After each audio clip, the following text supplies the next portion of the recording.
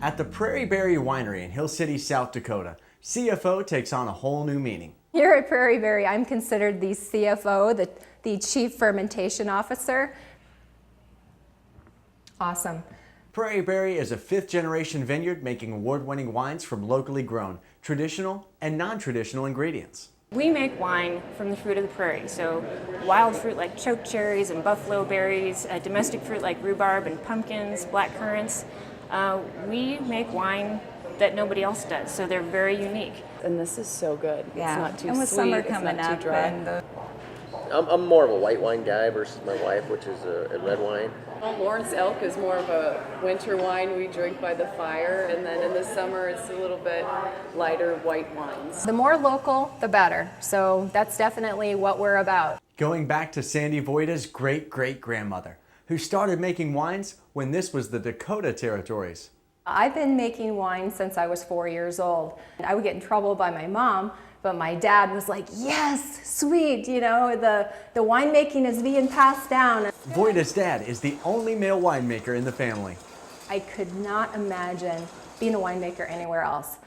I can go from the bottling line to scooping a tank out full of grapes, hop on my mountain bike out the back side of the winery, hit the trails, summer, winter, fall, and back into the winery. This is heaven to me. And now one of the largest winemakers in the Midwest, plus an event space and home to Prairie's kitchen. For our veggie pizza, we start out with the focaccia bread, and then we spread it with a layer of basil pesto.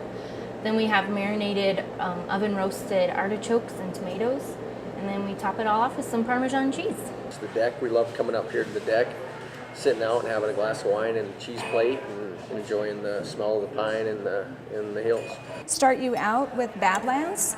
This is a wine club wine, which I know you two are in the wine clubs. So Coming up here is so relaxing, and between work and the kids and just day-to-day grind, it's a nice release just to come up here, and everyone's so friendly, and the staff remembers you and they know you by your name, and just those little personal touches mean the world to us. Which in many ways comes back to the CFO, who's not only responsible for these wines, but names such as Lawrence Elk, Three Rednecks, Pink Slip 2010, Poker Face, and Red Ass Rhubarb, which has won more than 75 awards since 2003.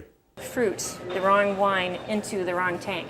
And suddenly he thought, oh no, and he turned bright red and he felt like kind of an ass. And Red Ass Rhubarb wine was born. So we've taken a lot of these non-traditional wines and made them part of everyday people's lives. So here I am today, a fifth generation winemaker, and it's who I am. It's in my blood and it's what I know, and I love it.